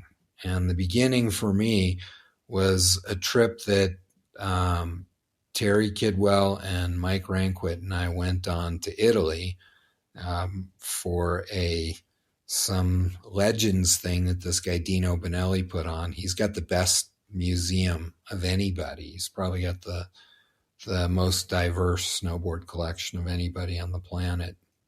And he's got a rental shop at the base of Prato Novoso ski resort. And we went to that, and then we had all this time in between that and the Longboard Classic, which is another really cool kind of Legends style event in Austria. And we were trying to figure out what to do for the week. And I said, these guys that I met at this conference thing a few years back, they own this World Rookie Tour thing. And we could probably just go there, because they're in Ischgl for the finals, and we could probably just go there. And I bet you they'll give us lift tickets. And so I called them up and said, hey, can me and Terry Kidwell and Mike Ranquit come and hang out with you guys? And they were just so stoked. They're like, oh yeah, for sure. They got us a hotel room, and and I had met the Italian guy Marco once or twice, but I had never met this Austrian guy Miney. And we meet at a bar at like 8:00 at night when we showed up in town, and immediately get into an argument with this guy about the Olympics. Just immediately. And he's like, fuck the Olympics, fuck the FIS, fucking hate them all, blah, blah, blah, blah. And he's super intense about it. And I just love that, I love the argument. So I just like, oh yeah? Oh, well, I love the Olympics. I think it's great. And so we end up having this argument that's developed into a really close relationship, as far as just, he's like my favorite argument friend. We love to argue. But these guys have done such a good job. We were so impressed from the moment we showed up, because they treat the kids like top level pros, where they get them all in the same room to eat. They have like food is part of the deal. So that's like, they don't tell the entrance ahead of time, but pretty much that's the plan, is to get these kids together as much as possible outside of just snowboarding together. So on top of treating them really well with, having a nice buffet set up for them, but also a cool place to hang out with different things, the hotel the center where they had like registration and stuff had all these amenities, like a little bowling alley and stuff like that. So the kids could all hang out and do stuff. But then what the real clincher is they would bring in people to do workshops, and they would do like a music workshop. So one year they had a mentally challenged group down the valley come up with like a punk rock band and a bunch of instruments, and everybody, all the kids who wanted to participate in that workshop would get an instrument, and then they worked the whole week on just writing a song so that it could be included in the video edit at the end of the week. One year they had a chef show up and teach the kids how to cook with insects. And one year I did a history of snowboarding presentation and just talked about, who I thought was important to the history and why. And one year I did a how to be a pro snowboarder presentation and told kids how to deal with sponsors and agents and all that kind of shit. So to me, the World Rookie Tour is something that is really important to happen here in the US, and it hasn't happened because I haven't done it. I did one event with Terry Kidwell in 2014, I think it was, or 2012, I can't remember. And I'm going to do a skate contest this summer because I went to Austria to get dental work done this spring and got into an immediate argument. I hadn't seen Miney in like 5 years. We talked occasionally on the phone or whatever, but hadn't seen each other in a few years because of the pandemic. And within 5 minutes, we're arguing because he's so pissed off that the FIS wants to start doing banked slaloms. And he's been president of the World Snowboard Federation for a long time, and he's in the middle of all that stuff, but he hates it, but he loves it, and he loves to bitch and argue, and it's this big, intense thing. So we started to get into this big discussion about the Olympics and how they've ruined every sport that they've touched. And I said, well, not skateboarding.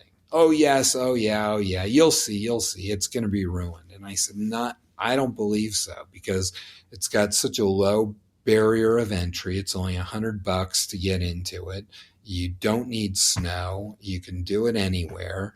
The cultural diversity is way bigger than in winter sports.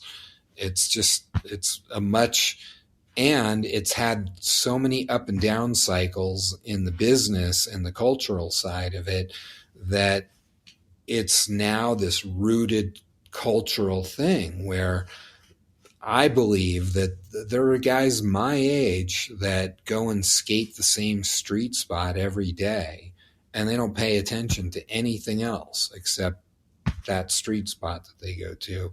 And that's the culture that keeps it alive and keeps it different than it being this competitive on TV type of thing.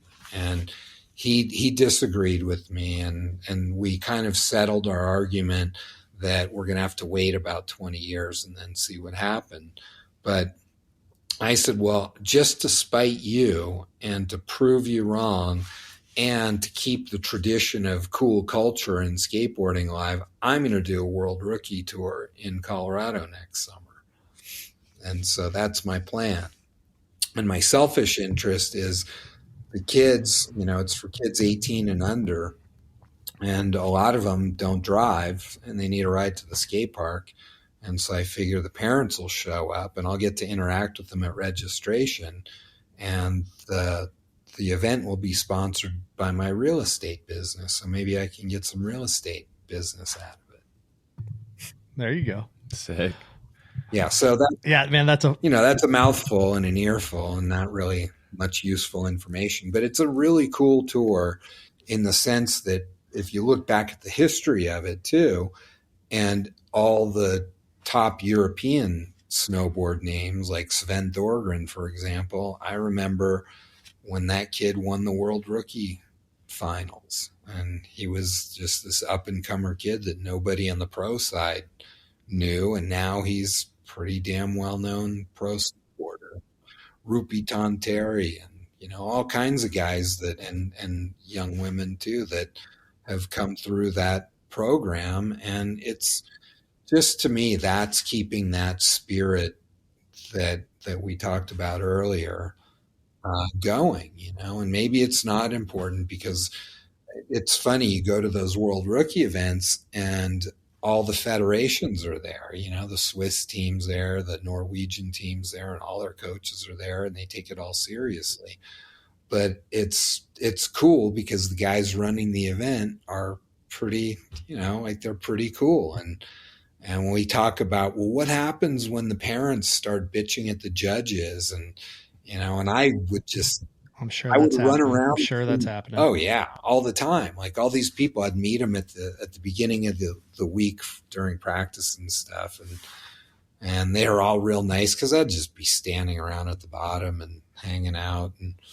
And then I'll just be like, oh, this is so cool and this is so great. And then as soon as the competition's happening, and certain countries, I would say, are worse than others. The one country in particular appeared to be so laid back and cool, but they were so uptight when their kids weren't winning. And it was all, the judging. But I would run around to those people and my friends and just be like, just tell them there's another contest next week. Like, shut the fuck up, there's another chance for your kid next week. You don't need to stress out about it. And that's the truth, that there's always another opportunity. If you're in it, then who cares about what happened at this one, even if this one was a big one. Yeah. Well, and if you're that wrapped up in it, are you doing it for all the right reasons in the first place, right? Well, yeah. I mean, that's the living vicariously through your kids. And, I was never the successful athlete, but here's this sport I used to make fun of that my kid got into, and now he could go to the Olympics. Cool. Right. Sure. Right. Yeah, and it's pretty intense, and I understand it. I mean, I'm in the business, or was in the business side of it, and I understand what's at stake. But at the end of the day, like you said, what are you truly in it for? And if you can't, I guess it's a matter of,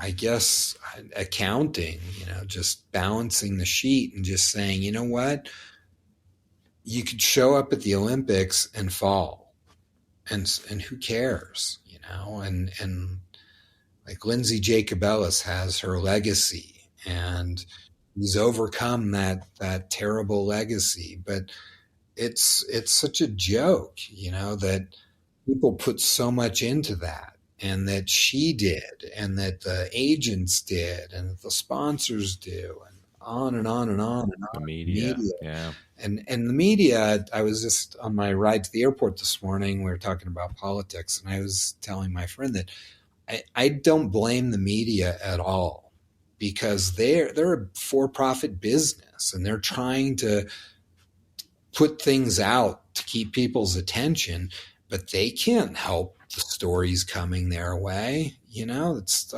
Right. they're in control of that stuff so much. They're in control of how they tell it, but Right. it's not like they can create a political story, although there's all kinds of bullshit conspiracy theorists out there that think that stuff, but it's just not reality. And I just feel like snowboarding is just the same kind of thing, where what are you truly in it for? Like I said, I never see anybody on the bike path. I Right. ride around my neighborhood when it's snowing out, or I'll ride in heat, or I'll ride in every day, every condition. I don't care, because I like it, because that's what I want to do. It helps me stay alive and keeps my mind free and all that. So that's what I do. But it blows me away that other people don't, and that they're all a bunch of posers. People spend all this. I got a bunch of expensive equipment sitting on the wall or in the shed, right? It's insane. And I know so many people who are, into these activities, and they're good at it, but they're not really that dedicated. And Right. and does that make them worse or better than the next person? I don't know. I just think that this whole thing, back to the World Rookie Tour, it's a way for me to maybe have a slight bit of connection and control, or ownership of what I used to believe I had more ownership of. And I know I don't. I know it's totally out of my control, and that the brands and the sponsors and other people are driving the direction of these things. And that's why I am critical of the way the media presented snowboarding. That's a perfect example of, they didn't know snowboarding was coming along, but it did. And it was something that they could see, that they could show the world, and they'd get feedback from it. So you can't blame them for showing it, but you can absolutely blame a media company like ESPN for investing in an event, exploiting the athletes for that event, and not looking to the athletes and saying, you know what, we owe them something. And I know they never felt that way, because I heard some of those executives and the way they behaved about it. They really took it like the for-profit business that it is, and tried to squeeze every margin that they could out of it. And I think that the necessary cost of athletes had to be minimized for them. And maybe they weren't lying when they talked about their expenses, but I believe that the legacy of the X Games just shows that it's clearly profitable, or was. Maybe it wasn't the last few years, and that's why they sold it. But they had the opportunity, because they owned the hours.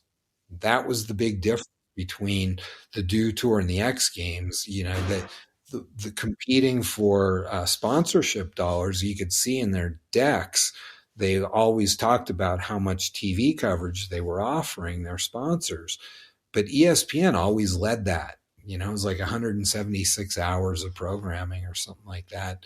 And it was because they had the reruns, they had ESPN2, they had all these different ways of putting it out there before the internet, and they could attach a pretty nice price tag to their sponsorship. But what they failed to do was say, okay, let's take some of this and build it into our business model. So maybe we need to charge even more, so that we can afford to waste our time building up fans. they did profiles on Shaun Palmer in the early days because they didn't know what would rate. They didn't know what would work. And I'll never forget going into the post-victory interview with Nate Holland after he won it the fourth time or something. And we used to make them would go into the bar, because they take over that whole hotel there, and would go into in at Aspen, and sit there and wait for the runner to come get us for the interview. But it was like we figured it out after a year or two that, you know what? Let's make these fuckers buy us shots, So I love it. Hey, you guys got to buy a shot. And the first time I the lady kind of looked at me and laughed at me, and she's like, "Oh, come on, let's go." And I go, "No, we're not going up there till you buy us some shots of tequila." And she looks at me and looks. He just won the X Games. Hook it up. Are you serious? And Nate's like, "Fuck yeah, I'm serious." Knowing Nate, that cracks me up. So they get her shots, and that was our thing for a couple of years. And then this 1 year, we do our shots, and we go up there. And this producer that I remembered meeting back from when they did a profile on Palmer, and she was really cool. She was in the room, and I said, "Hi, Esther, how you doing?" She's like, "Hey, how you doing?" And Nate's a little bit, I don't know if he was buzzed or just high from winning, but he was just like, "Yeah, so I got to win this thing like 4 or 5 times before you guys do a profile on me." And she just, without missing a beat, she just kind of looked up, looked at him, looked at me, and she goes, "Honey, profiles don't rate." And I was like, what the hell? I didn't understand anything that she was talking about. And okay, whatever. We do the interview, we leave. I go back to my condo, and we've got the X Games on. And that was the year that one of the first big air years, I guess. And they had Todd Richards and the actress Rachel Bilson sitting on a couch at the bottom of the big air jump. And it all came together really quickly. I figured it all out really quickly when I was watching it, because they had the they had the out of country voting or something like that. Like you could call in a vote. They had judges. Tom Zekas was the head judge, and he was on hand just in case there was some kind of a judging controversy. But Rachel Bilson had a voice in the judging, and so did Richards. And it was like, oh, I get it. So this shit rates, but profiles don't. And let's bring an actress that somebody might recognize in, and let's bring the novelty of phone up voting or something, because that was pretty right. with I guess The Voice or something was probably just taking off back then. And so you can't really blame the media for trying to figure out what's going to stick, but I kind of felt like here these guys are investing all this time and money into producing this event. Why can't they make something out of these athletes instead of always making it a face-off between Shaun Palmer and Drew Nielsen, or Shaun White and Danny Cass, or whoever? It was ridiculous to me, because they're clearly setting up a zero fan base thing, because it was like, either you like Shaun White or you don't, because you're not going to hear from Steve Fisher, that's for sure. You're going to hear from Shaun White why he didn't win, and why this who's this joker over here on a Sims board from Summit County that just beat you. We don't want to talk to him. Like, he's a nobody over here. 100%. Or Steve Fisher wins twice, and they still don't want to talk to him. Right. Man, it's interesting, and I'm sure, I mean, it still is. Back then it was, and today it is as well.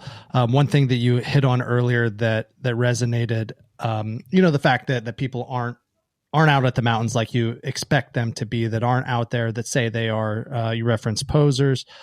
I think that entertainment today, these things right here are really dulling people's passions, right? Unfortunately, I think that the amount of access to information, the amount of access to easy entertainment where I can sit down, the ability to order food to my house, to order whatever I want, it's all there, right? So it's going to be difficult, and the people that stand out from here on out are going to be those 1 in a million type people, and it'll be interesting to see how that progresses. Another thing you said at the beginning that I really wanted to bring this back to as we wrap this up, something that really resonated when you went on that trip this morning, that guy cut you off and he flipped you off, and how you react in that situation is critical. And the way you reacted it's definitely the way I react is, man, how does this affect me? You flipping me off right now?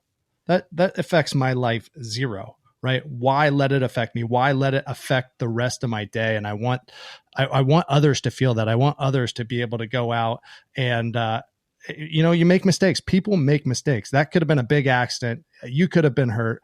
But realizing he could have been hurt. Anybody could have been, 100%. Right? But not letting that affect you and continuing on your day and having a little grace is critical in what's going to pull us through this. So, well, this crazy thing called life. I appreciate that, but I also it's kind of not true, because it did affect me enough to tell you about it and to reference it in context to what we're talking about. And I just feel like the pointing to the phone as an example of some of the issues we have, that's also an easy scapegoat in a way. But I agree. Okay. I think one of the things that it goes a little deeper than just saying, you have access to all these things. I think that's true. I think that we have the mind power or self-control in each one of us to be able to choose whether or not we're going to be addicted to that. And maybe I'm 100%. Maybe I'm giving human beings too much credit, but I think people are smart. They're smart enough to go, oh, if I sit here and do this all day. My girlfriend was saying I had to delete Candy Crush because I couldn't stop playing it. And I can't personally relate to that. I can't really, I'm addicted to coffee and I like weed. Sure. But I can't really relate to, I look at the phone all the time. I use social media. I say I look at it because I'm trying to build my real estate business, but somehow I'm totally enthralled by it. And I think it's just amazing to me, the interaction of the way people talk to each other on these social media platforms. I think that there's definitely an issue with hiding behind the keyboard, so to speak. 100%.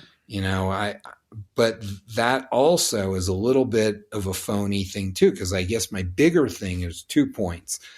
With the phone, I went hiking behind my parents' house last winter when it snowed enough to do these lines that I had never really seen before. I was like, oh my God, how come I never did that? Oh yeah, we didn't have 30 feet of snow. And so I did a little shoot, and it was nothing, like super easy, super fun, but it looks kind of cool. It doesn't look gnarly or anything like that. But if I post something like that up on social media, which I did, it'll get a couple hundred likes pretty quickly. But if I just post a picture of me or, a picture of, I don't know, just some random picture of a tree or something like that, 50, 20 people, 10 people like it or something like that. Sure. Or even just a picture of the line prior to riding it. Like people are like, oh, cool landscape, but they don't realize you're actually headed up there to go rip it. Yeah. Right. Well, my point though is that it's so easy to fake it. I'm not doing anything gnarly. I'm an old guy. I feel so good with my left knee replacement. I'm absolutely going to get my right knee replaced in April. And, so I'm not doing anything crazy. I know I'm still a better than average snowboarder out on the mountain, but that's not saying much. There's always 1,000 people better than you. So who cares about that? But you can cheat so easily with a phone. Well, I would say with the industry kind of, it didn't even have to yeah. And it's like, oh, cool, man. That's so rad. And it's to my point earlier that I don't see anybody else hiking those things. Very rarely do I see people hiking around in waist deep powder because it's work and it's a hassle and they'd rather skin up. So, there's that part of it. And then I just think that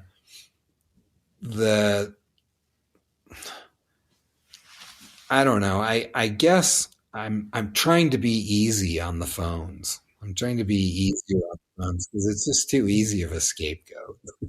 I would say the problem with the industry and the phones and social media is there's so much emphasis on your social media in the sense of you could be a very well accomplished athlete, do all these amazing things, do all these firsts, and it doesn't mean shit to anyone if you don't have 100,000+ followers for someone to be able to attach their name to. And that's kind of my thought on like the whole social media thing is like, great, you're a great athlete. You've done everything, but where's your fan base? And it kind of is twofold. If the industry isn't helping you create a fan base, the sponsors aren't helping you create a fan base, how are you supposed to get the fan base on top of that other than maybe you're a hot chick and you can make things look good in different ways? But I'm an older guy at that, and sponsorships are tough. I've been at the top of the game from the very beginning. The industry doesn't necessarily help me in that regard because unless I've got 100,000+ followers because I'm doing kooky shit out there or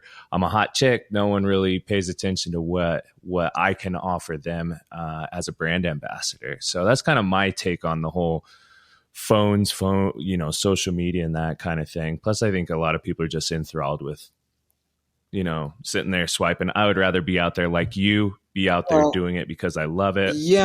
Not because people are going to pay attention to me. I think the other point I was trying to bring up too is the male toxic ego stuff that has permeated every part of our society. And it's no different. Like, who cares if you hide behind a keyboard? What's the big deal? So what? So you're going to say something to somebody anonymously. So what? And I'm going to hear it anonymously. Oh, wow, you really ruined my day. And it makes me think of how many times I've heard someone unfriended me because I made some kind of a comment about their mom. And that was that, oh my God, that's it. And I've had people tell me stuff about my mom that didn't know my mom, just knew me or didn't even know me or just wanted to say something mean. So they wanted to say something about my mom. And how many times like such an old example of how people will react. And I don't get it. So what? Call my mom a cunt, a whore, call her anything you want. I don't care because she doesn't care. Sure. She's dead now, but I mean, when she was alive, she'd be like, oh, well, why do you feel that way? Because she was so cool and open. She was like, she was a really unique person in that way. And I feel like that's a bigger problem in our society is we're all trying to out-cool each other. And somehow we with social media, and this is maybe to your point, Sleep, about the phone being a negative thing, that we now have such easy access to be able to compare and to, say, well, look, sure, they screwed up. Look, oh, did you read that story about those people on the airplane? I would never have done that. It's like everybody has such great hindsight, but in the moment, we still see all these fools acting like fools everywhere, but everyone's an expert and nobody makes that mistake except for the fools. Hey, Bob, on that note, we gotta wrap it up, brother. We're past that 2-hour mark. We love you. We really appreciate the time. I hate to cut you off. That's okay. That's no big deal. I'm a rambler, so that's the way it goes. No, you're good. It's fun, man. too. It's fun. But, you know, with my final thing that I'll say is that I think that's the biggest problem, is that we just got to be a little bit softer. We all got to be a little more sensitive and a little more welcoming to things that men in general repel. You know, they don't want to be hugged or kissed or talk about their feelings. And it's all coming out anyway, so you might as well throw it out there. That's sure. I couldn't agree more, actually. I agree 100%. All right. Well, hey, Bob, thank you very much for being on with us today, man. I'm stoked to have you involved with us here on Thrash Talk. I'm stoked to have you in Shredding Sassy. It's been great to meet you. I can't wait to do more Twitter spaces with you. I hope you and Matt get one going. I know you and Sickles had talked about potentially doing one. I agree with Keith when he said earlier, you mentioned no one cares about you doing a podcast, and I agree. I care, and no one cares until they do, man. You get a couple of them out there, and it's going to be off to the races. We might have lost Keith. Oh, there he's back. Keith, you're back. So I'd be stoked to listen, and just really glad to have you here today. Last thing, you have those presentations prepared right now that you use for the World Rookie Tour. The presentations you were joking around about earlier about the history of snowboarding through your eyes, and the presentation on how to be a pro. I would love for you to come and do that in the Sassy Discord at one point. Screen share it, have some fun. Sure. It may have changed. Your mindset may have changed since then, but it might be a fun experience just to get in there, joke around, have a good time, and rip a little bit. Yeah, I haven't looked at that PowerPoint in a while, but I know I have it somewhere and I can dig it up. And yeah, I'd love to. Awesome. Yeah, share it with us, brother. We'd love to see it. Sure. Yeah. And I'm looking forward to whatever comes our way. And I don't know, we'll see if a podcast is in my future. I got to sell houses. Send me some business, especially in California. We'll see what we could do, right? I know people around here. I work the state, the whole state. Sweet. Awesome, Bob. Thank you again so much. You're an absolute legend, like absolute honor for both of us to be able to sit down and chat with you today. I really appreciate your time. Well, thank you guys. I appreciate you taking the time and interest in listening to me ramble. 100%. I'd do this all day if I could. Yeah, well, all right, well, we'll end it with that. Have a good one. Yeah. You. Thank you. Snowboarding kind of lost soul in a way. It bounces between, the rich white guy ski hill thing and hardcore skaters. I feel like that's the cool part of snowboarding. When I think of like the coolest non-mainstream snowboarder, I think of Lane Kanak, because he's the fucking coolest guy ever and one of the most talented snowboarders ever. He's unreal, and he just spent years living in Mammoth and not riding the mountain, coming to Reno to hit rails and just do all this urban shit. And he's like, yeah, you don't need a lift ticket. You just got to go find stuff. That element's really cool. That's not the sport, because boards aren't sell based on that.